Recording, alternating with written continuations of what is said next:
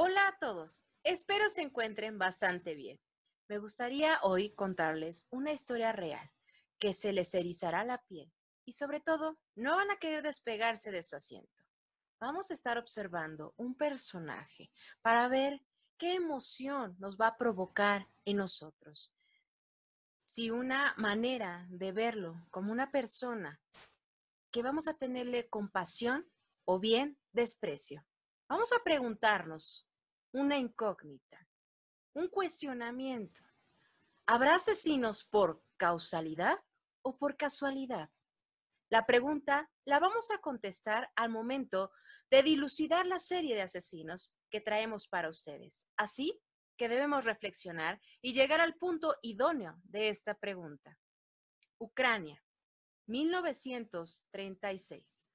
En un poblado donde solo existían muy pocos habitantes. Un día como cualquier otro. ¿Quién iba a pensar que el 16 de octubre de ese año, Andrei Chikatilo, hijo de familia pobre, la cual se componía de un papá, una mamá y su hermano menor? Recordemos que para esos años estaba la Segunda Guerra Mundial, un factor muy importante en la historia de este personaje. Por ende, su padre fue prisionero de guerra por los nazis, por lo que tanto provocó que su infancia estuviera maldecida por la hambruna, la vista terrorífica de ver cadáveres apilados como producto de la guerra y un canibalismo. Ahora bien, algunos autores narran que Andrei Chikatilo era un niño solitario, el cual sus compañeros del colegio lo marginaban, a tal grado que era insultado, golpeado, y él ni siquiera se defendía. Creían que era una persona sumisa. Con el paso del tiempo, Andrei se dio cuenta que sufría de una impotencia sexual, lo cual fue tan traumante que marcó toda su vida.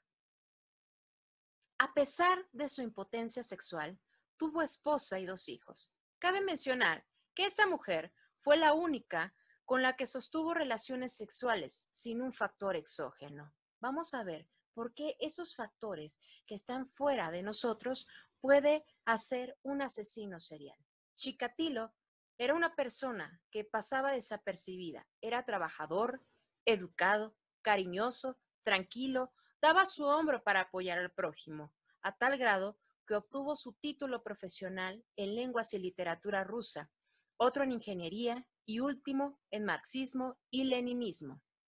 Tiempo después, Andrei Chikatilo llegó a ser docente, pues como dijimos anteriormente, era una persona que pues disfrutaba de la vida, el cual enseñaba y le gustaba ver a los niños felices, verlos comer o aprender cosas nuevas. Como recordamos, él sufrió mucho en la infancia, pero no todo fue color de rosa, pues este maestro le despertó un instinto y deseo incontrolable, ya que al estar rodeado de esos niños, su apetito sexual, la atracción, ya era incontrolable. En consecuencia, fue el momento o punto clave para que los deseos de maldad se despertaran en él. Por supuesto, la sociedad lo etiquetó de pederasta. No tardó mucho para que lo expulsaran del colegio donde trabajaba. Su perversión hizo que le empezaran a gustar los menores de 12 años, puesto que ellos eran los que le ponían el apodo de ganso, por la simple y sencilla razón que caminaba encorvado. Posteriormente, Chikatilo comenzó a observar que necesitaba algo más y que los infantes eran la mejor opción. Por ello, un día engañó a una niña para llevarla a su cabaña y violarla, pero llegó a tal grado que el cuerpo de la menor no le excitaba, ni en lo más mínimo, hasta que en un momento de tanto forcejeo en la piel de la menor brotó sangre, y al ver eso desató su líbido. Esa sangre, ¿sí?, desató ese momento del idilio que tenía dentro, contenido durante tantos años. En ese momento se percató que no tenía una impotencia sexual, sino que le provocaba el deseo sexual otra clase de circunstancias y cosas. En este caso, era el líquido vital llamado sangre. Fue en ese momento que entiende y analiza que el dolor ajeno le va a permitir alcanzar ese nirvana y el placer tan anhelado. Pasando los días, los policías encontraron el cadáver de la menor, mutilada y sin ojos, que fue lo que convirtió en su firma personal. Recordemos que él no vivió en la época de paz y por la hambre vio cómo se comían a su hermano menor los militares nazis. Fue así donde despertó su instinto caníbal, o mejor dicho, antropófago. Esto me recuerda mucho a lo expuesto en la película de Hannibal Lecter, El origen del mal, cuando los militares nazis comieron a su hermana menor llamada Misha. ¿Por qué quitarle los ojos a las víctimas? Se dice que lo último que la víctima del asesino ve se queda grabado en los ojos.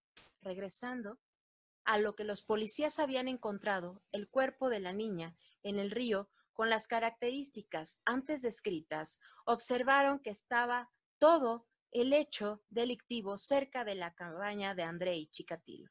Pero los policías no podían creerlo, ya que Andrei era tan bajo perfil y este siempre lo manejaba así, que no lo pudieron apresar por tan buena reputación que ostentaba y sobre todo que apoyaba al Partido Comunista. Y eso era como una burla a la justicia.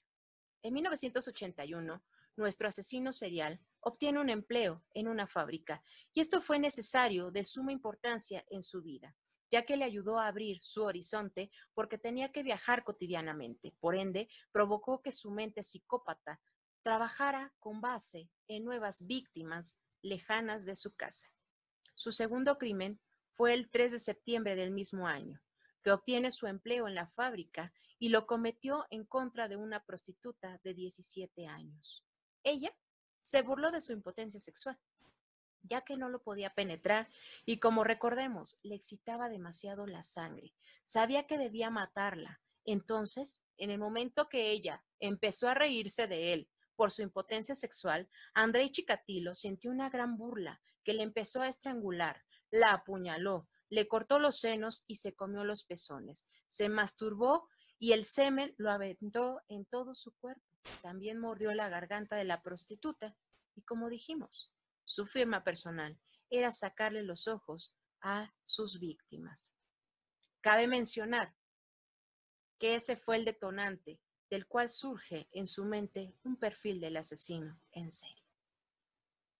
Por mencionar, su principal escenario era el bosque, ya que le facilitaba el esconderse y cometer sus hechos delictivos. Por supuesto, sus víctimas eran niños, sin hogar, retrasados mentales, los cuales hacía creer que iba a ayudarlos.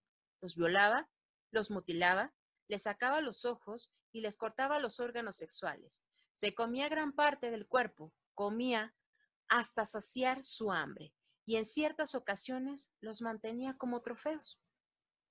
Fue detenido y encarcelado por delitos de comportamiento impropio y robo, pero la policía lo consideraba sospechoso de los homicidios antes descritos. Cuando quisieron acusarlo de los homicidios, observaron que el semen no coincidía con la sangre de Andrei Chikatilo. Por ende, hubo la duda y no lo acusaron por esos delitos. 12 años después, siguió matando a sus víctimas. Ahora las elegía mejor, centrándose solamente en lo que ellos pues estaban dentro de la estación del tren de su localidad. El último homicidio que realizó fue el día 6 de noviembre de 1990, puesto que un policía lo vio saliendo del bosque y llevaba un maletín de cuero que traía vaselina, cuerdas y cuchillo. Para mí, todo para cometer sus delitos. Aquí un dato interesante. La sangre de Chikatilo era del tipo A y su semen era del grupo AB. Y este era el mismo que se encontraban en las víctimas, por eso no lo podían detener. Quiere decir que era muy raro este tipo de mutación genética. Por lo tanto, no pudieron detenerlo en ese momento porque además estaban buscando un hombre joven y pervertido. Así que físicamente, pues no correspondía con lo que se creía que se buscaba. Así que probaron una técnica criminológica estadounidense llamado los perfiles psicológicos. Y es así como el psiquiatra Alexandre Bukanovsky realiza un retrato psicológico del asesino, un perfil criminológico, y lo describió como homicida, insociable y era un pervertido sexual, que vivía solo o con una esposa y que no tenía relaciones sexuales con ella. Nada equivocado, ¿verdad? Todo coincidía con Chikatilo. Este fue llevado a juicio.